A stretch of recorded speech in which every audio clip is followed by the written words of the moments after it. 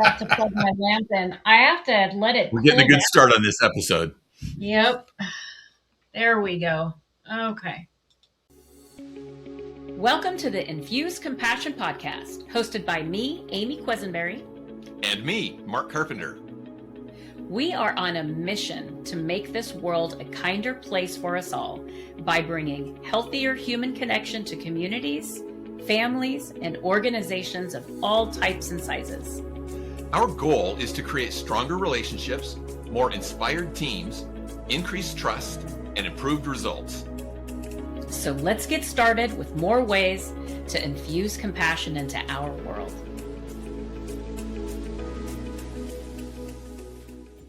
Welcome back to the Infuse Compassion Podcast.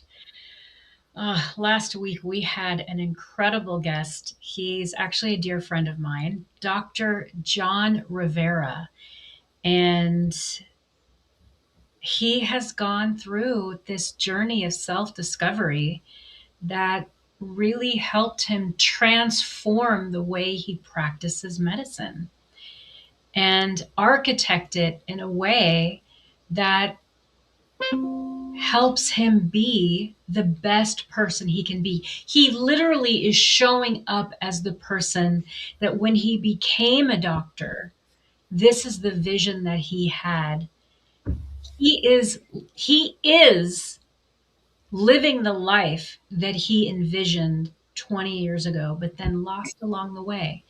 And so it really truly was an honor. I know that I have been asking Dr. John to be a guest for a while, and it felt really good to be able to bring him here. So I want to turn it over to Mark, and I want to hear, Mark, what are some of the things that you're walking away with? Because there was a lot that he shared with us.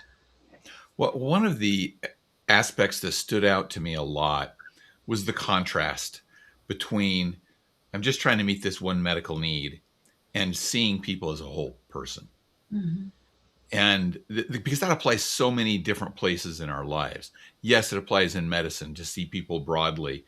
And he talked about mind, body, and spirit, Mm-hmm. mind, body, and soul, something like that. Mind, body, and spirit. Yeah. And yes, that's really important in medicine. I think it's really important in all aspects of our lives. I was thinking of it from a business leader standpoint. If we just see people as, oh, they're the delivery person, they're the receptionist, they're whatever their title are. If we see them as their title, we're not seeing them as a whole person. And seeing people as a whole person not only makes a difference for them, but it makes a difference in how you approach your job, about how you show up at work every day. Are you showing up just for a paycheck, or are you showing up to fulfill a mission? And yeah, medicine's an area where you can really show up with a great mission, a really noble mission in mind. But I think every form of work can be a mission where you're providing something good. You're helping somebody in some way. And so that seeing people as whole people, I thought was just a really important aspect of what Dr. John Rivera shared with us. Mm. Yes, because so many times I think doctors are trying to solve a problem. There's a specific Mark, when you and I were talking prior, I had used the example of your blood pressure is high. Your blood pressure is high. Okay. Well, there's a lot of factors that could go into your blood pressure is high. I've been in medical conversations with people that I'm very close with, and the doctor has seen that the blood pressure is high, and they're instantly wanting to write a script. It's like you haven't asked them one single question about their lifestyle and other ways that outside of a medical prescription, they may be able to lower the blood pressure. And it's not like it was, we need to get you into the hospital high. It was, this is manageable. But that doesn't mean we need to go directly to writing a prescription. But let's take a minute and let's figure it out. There was a doctor that he's no longer practicing medicine now, but he was a family doctor for my husband and his family, and that's how he became my doctor. And when I would go, doesn't matter who the patient was, the first thing he would do is he would hold your hand and look into your eyes as he's asking you questions. And what is he doing? He's feeling your temperature. He's feeling, is your skin clammy? What do your eyes look like? What does your skin look like? How are you answering my questions? He's doing so much more than just holding your hand. He is assessing your health. And I always felt heard, I felt understood, and I felt supported, and I felt truly cared for. And I felt like when I left his office, we had a plan that was going to support me and my needs, not just a prescription. Yeah, and that makes me think that sometimes it's not only an approach of I'm just trying to solve one problem, but it's I'm trying to solve it with a limited amount of tools. Mhm. I know I have this prescription tool. This is the easy button. I'm going to push the easy button and say, take this pill to lower your blood pressure. I'll use your example. Mhm. And if we take the easy button, yeah, we get the patient in and out really quick and we can see another patient fast. But does that really address the patient's need?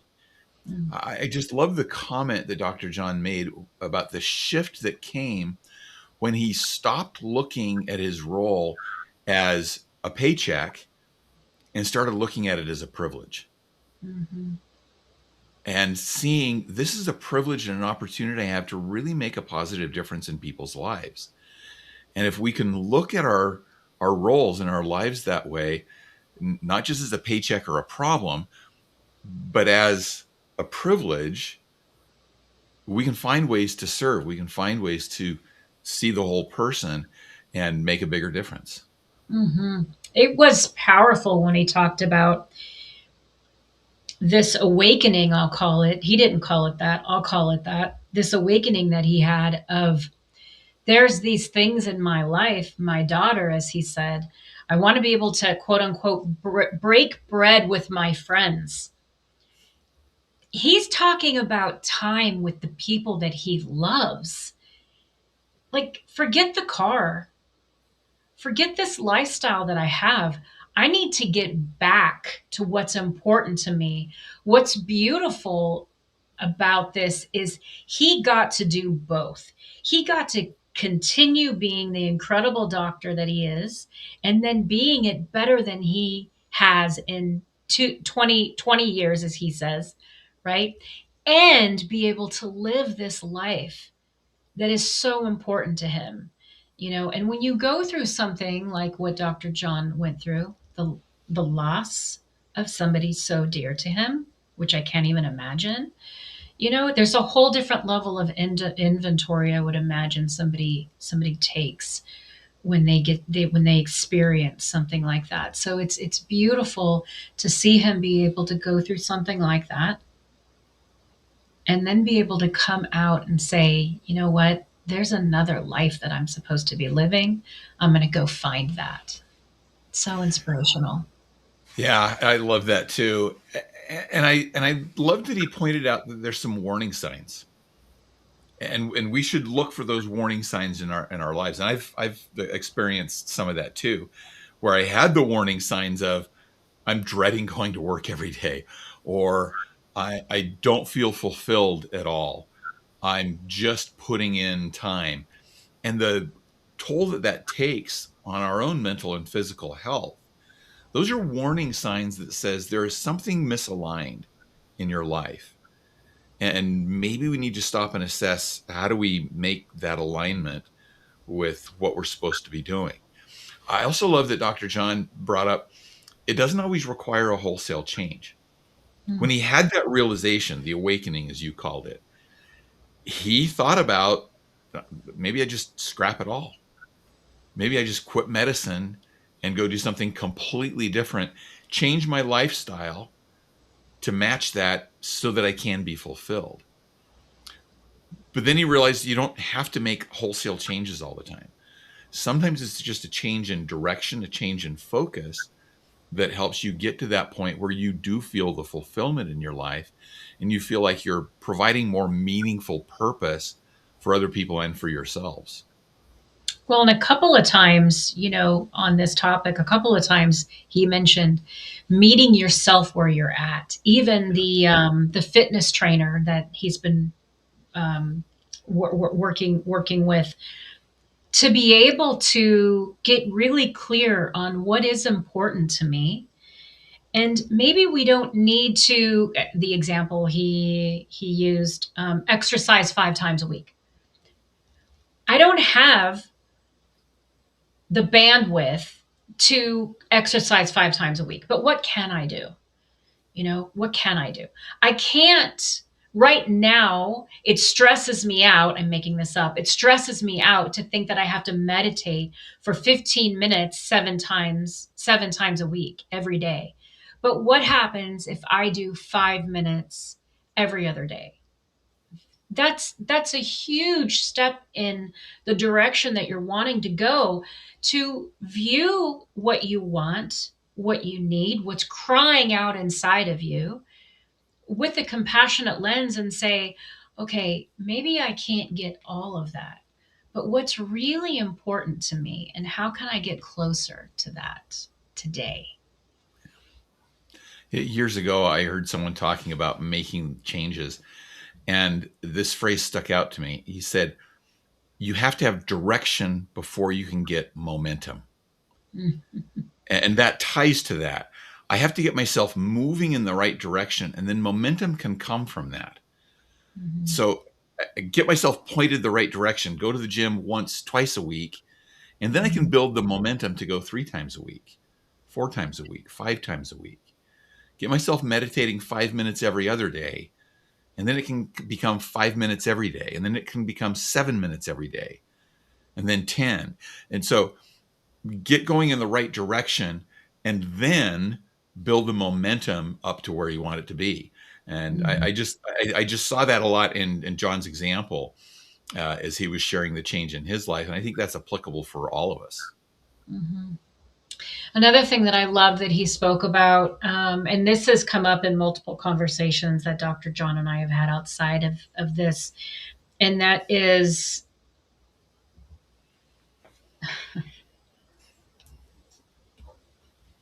hormones, specifically women's hormones, have been pushed under the table for way too long. And one of the first things that I told him when I first started watching the social media that he has out there, I saw him at at a party, and I said, I want to thank you so much for having the conversations on your social media channels that you're having, that's talking about women's hormones, because for too long, for whatever reason, it hasn't been discussed. It's been dismissed, minimized. Oh, it's all in your head, whatever. There's a whole bunch of junk out there, and he didn't do that. And it's funny, when I gave him credit, he goes, and he said it here. I used to be one of those doctors, but then I said no more.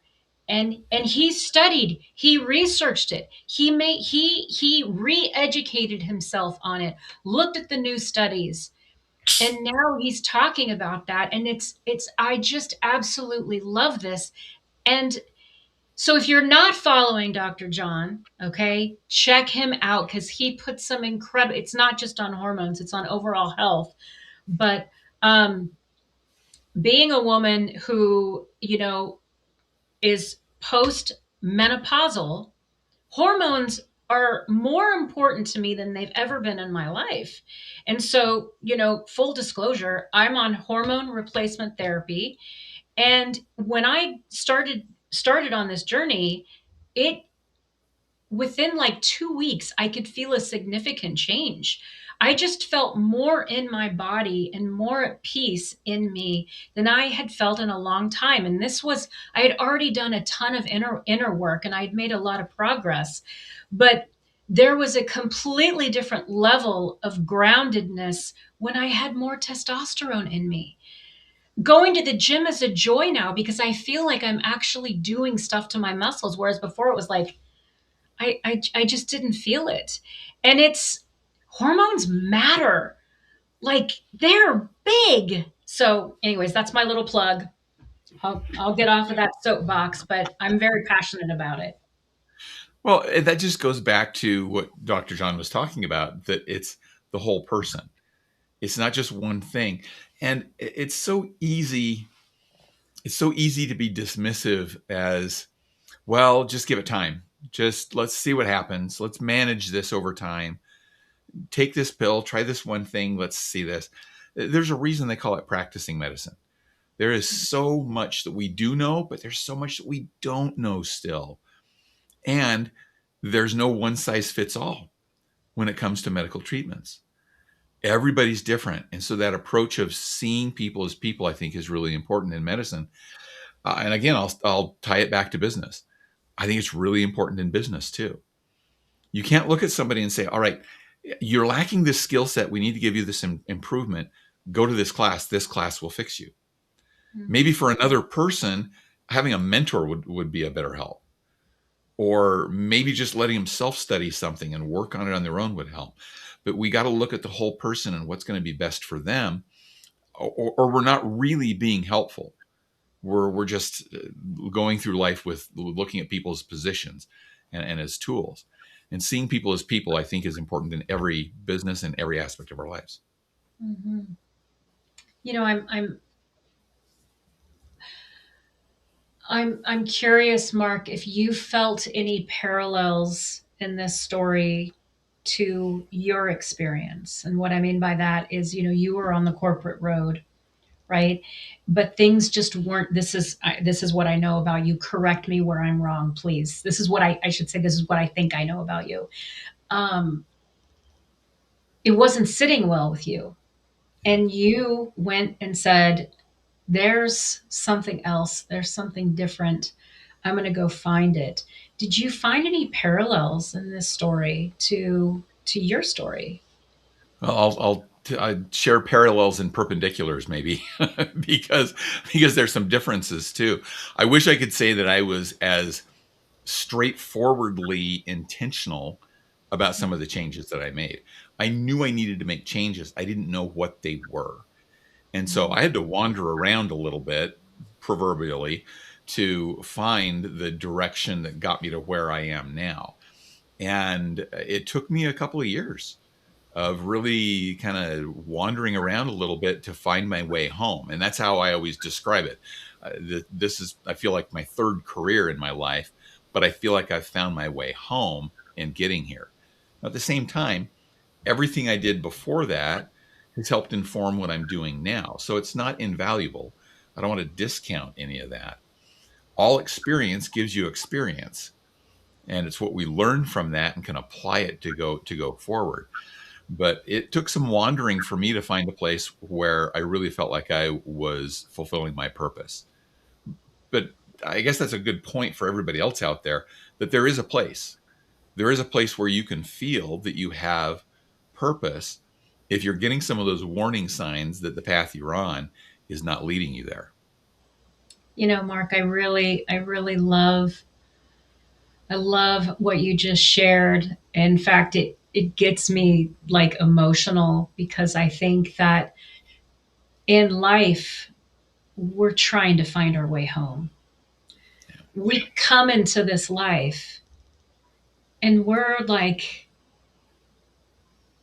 it's a crazy life. Like when you think about anybody listening to this, think about some of the things that you've experienced throughout your life, what you've experienced today, right? And to just be like, we're all trying to find our way home. And when we do find our way home, the contentment, the true, like the noise starts to quiet. Being with ourselves becomes easier. Being around other people becomes easier when we find our way home. And it's not easy, like you said. It takes work. It takes intentional work. Maybe it comes easier for some people than it is others. But I think that that's such a big part of life on this planet is finding our way home. Yeah. And Dr. John talked about that very point, that it wasn't easy. The transition that he made from kind of the rat race uh, to what he's doing now had some difficult transitions in it. I had some difficult transitions in mine. Even when I felt like this is where I belong, there's been struggles along the way. So there always will be struggles. It also reminded me of one other point that Dr. John made, that he had mentors who helped him. Mm. He had mentors who reassured him, you have the skills, you have the direction, you have the desire to build something that will help you have that satisfaction that you need, where you can make a difference. And it doesn't have to be a completely different skill set. Take the skills that you have, build from those to find that path that's going to give you that fulfillment, and where you're making the biggest difference that you can for yourself and for other people. You know, Mark, we usually don't reference other episodes unless it's the previous one, right? But I'm going to do that here because we just recently had a guest on and they specifically talked about an assessment. I want to say it's the Mojo assessment or something. Well, Yeah, it's the motivators assessment. The company is called Find Mojo, okay. and it's about, what is it that drives you? What are your main drivers that bring you joy? Not just bring you joy, but bring you fulfillment in your life. And so it helps kind of point out, it's not strengths and weaknesses, but what are my drivers? Yeah. Yeah. Can you remind our listeners which episode that was? Was it? Yeah, that Oh, was with Heather Nemelka. That was with Heather Nemelka. yeah. So that's on the value of moms on your workforce with Heather. Yeah. Okay. So if you want to learn more about that, again, but it's just totally relevant, Mark, to what we're talking about. And I thought, because as I was listening to you, I was like, well, what if there was an assessment? And I thought, wait, there is one. You even told me I need to check it out on that episode. I need to check it out. Send me the link, Mark. All right, we'll take care of that. What else? What else, Amy, stood out to you from our conversation with Dr. John Rivera? I think that, we talked about this briefly, but I want to bring it back. Um, one, his one big thing, building skeletal muscle mass. I hear this a lot of that muscle mass is so important, that skeletal muscle mass. So I want to bring that up again, how important that is, but also the the spiritual practice. I think that, and spiritual may look different to each person, right? So whatever that means to you. But I think that so much for my journey, so much of my self discovery is the spiritual journey, is going inside, getting clear this beautiful spirit that's inside me, right? To really explore that. And with curiosity and love, and along with this, I'm going to continue this, is when I heard Dr. John talking about his patients and his time with them, there's no judgment.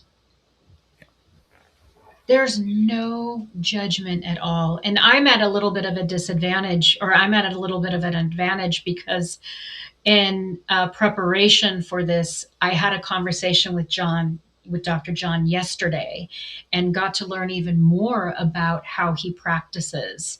And when you think about, when was the last time a doctor spent an hour with you?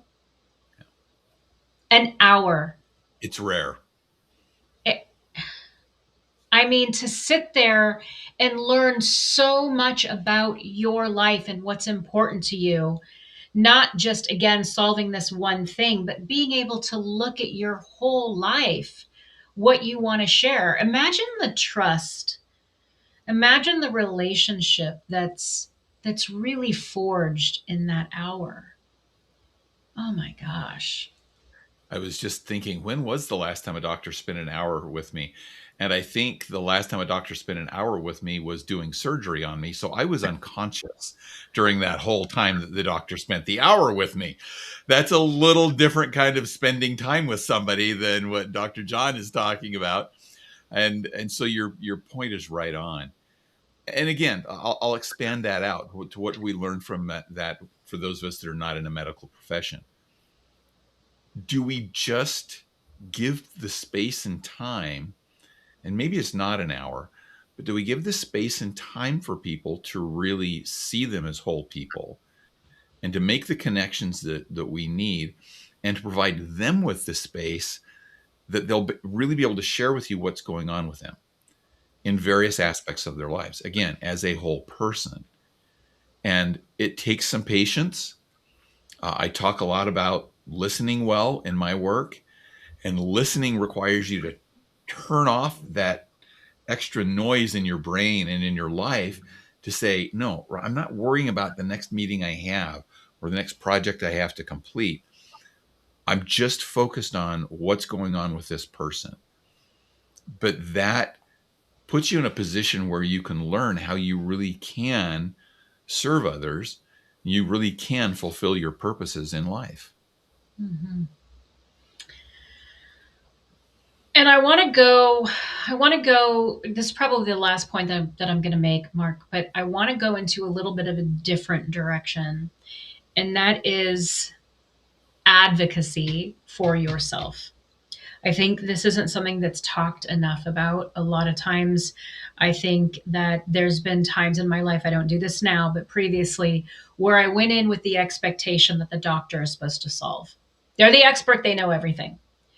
Actually, they know a lot. They know a lot more than me on any given day. But I'm the one who knows more about my body than anybody else.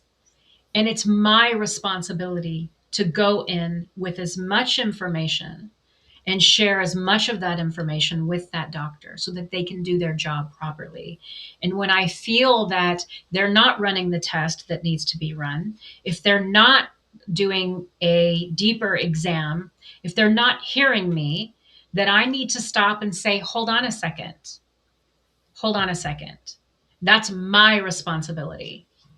It's nobody's going to advocate for me like I'm going to advocate for me. And so how I manage myself and my interactions with my doctors are completely different than they used to be, say, 5 years ago.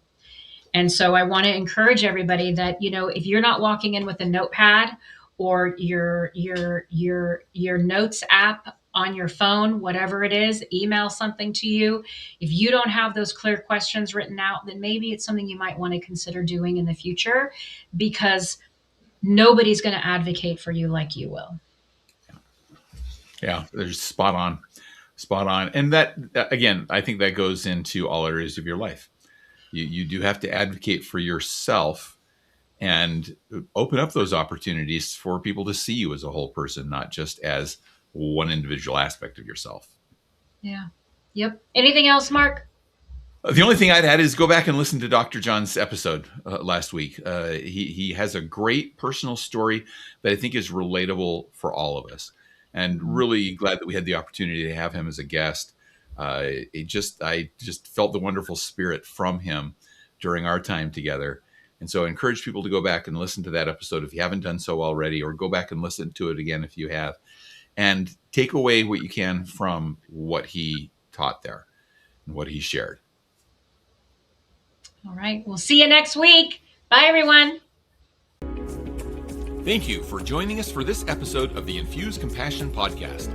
If you enjoyed the conversation, please share a review and like the podcast so other compassionators can join us. Until next time, let's all do something each day to infuse compassion into the world. For more information on our guests, see the show notes.